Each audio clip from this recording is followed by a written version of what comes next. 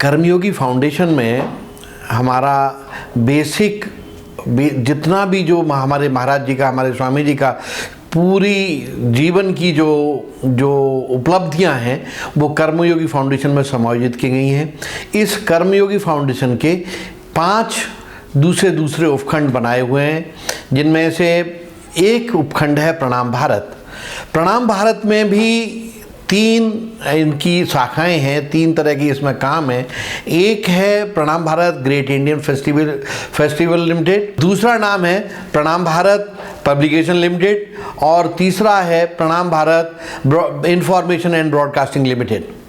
इन सारे प्रकल्पों में हमारा मूल उद्देश्य है कि हम अपने देश की, हम अपने ऋषि मुनियों के ज्ञान को और स्पेशली जो महाराज जी ने इस समय अपने तप बल से जो समायोजित किया है उसको हम हमारे देश की प्रगति में किस तरह से बांट सकें।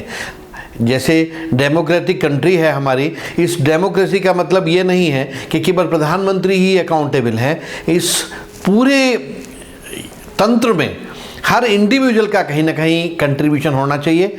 उसी प्रक्रिया में, उसी प्रोसेस में हमारे स्वामी जी ने जो भी अपने तब्बल से अभी एकत्रित किया है, अर्जित किया है, उसको हमने अपने इस कर्मयोगी फाउंडेशन के माध्यम से जन जन तक पहुंचाने का काम करना है। और उस जन जन के काम पहुंचाने की प्रक्रिया में अगर मैं कहूं कि ग्रेट इंडियन फेस्टिवल लिमिटेड ये एक ऐसा प्रकल्प है, इसमें हम एक शिविर की स्थापना करेंगे। जगह जगह पर शिविर लगाए जाएंगे। जैसे पुराने समय में मेले और ये स्वांग हुआ करते थे, उनके माध्यम से हमारा जो हमारी कल्चर थी वो जन के बीच जाती थी। अब उसको थोड़ा सा अपग्रेड करके हमने ऐसा किया है कि जिसमें हम जो वेस्टर्नाइजेशन की एक कालिक सर पे धरकी सी आ गई है उसको कैसे हटाएं और उसको हम अपनी वैदिक ऋषियों की, हमारी वैदिक मान्यताओं से कैसे फुलफिल करें। इस फुलफिलमेंट के लिए एक ग्रेट इंडियन फेस्टिवल जो हमारा एक प्रकल्प है, ये एक अपने आप में बहुत सजग और बहुत स्थापित रोल निर्वहन करेगा। और इसके निर्वहन में हमारी जो प्रक्रियाएं होंगी उसमें हम आयुर्वेद से लेके आयुर्वेदा, योगा, वेद और वेद से सारे सकल समाज के अंदर किस तरह से किन किन तरीकों से समाज के लिए हम भला कर सकते हैं, वो प्रक्रिया हमने शुरू की है।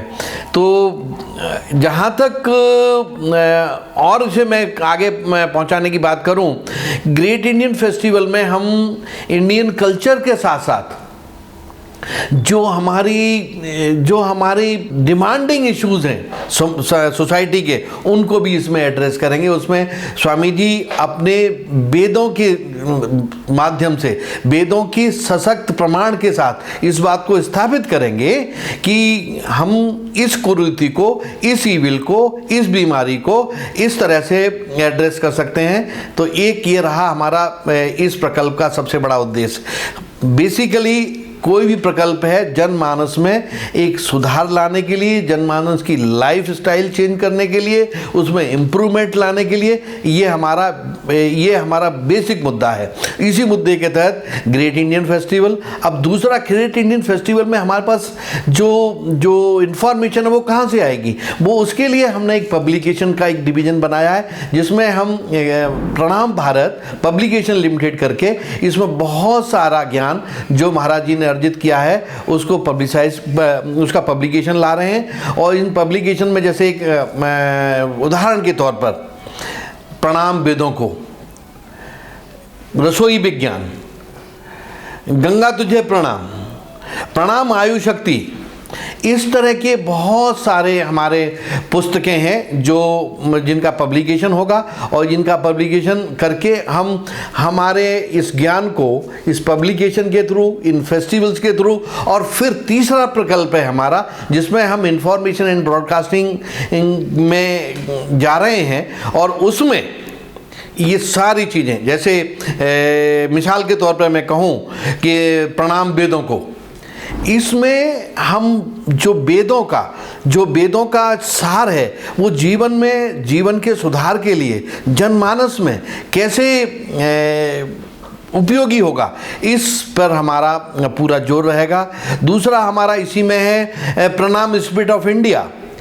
इससे इस कार्यक्रम के माध्यम से हम पब्लिक में ये बताना चाहते हैं कि भाई हम कैसे बच्चे का लालन पालन पोषण बढ़िया कर सकते हैं, उसका न्यूट्रिशन कैसे कर सकते हैं, चाइल्ड के साथ उसकी ग्रोथ के बहुत इश्यूज हैं उन्हें कैसे सुधार सकते हैं। अल्टीमेटली एक परफेक्ट पर्सनैलिटी बनने के लिए चाइल्ड को कंसेप्शन से लेके उसके यूथ तक जाने की जो यात्रा है वो हमारी इस वाले प्रकल्प में यहाँ हम एड्रेस करेंगे।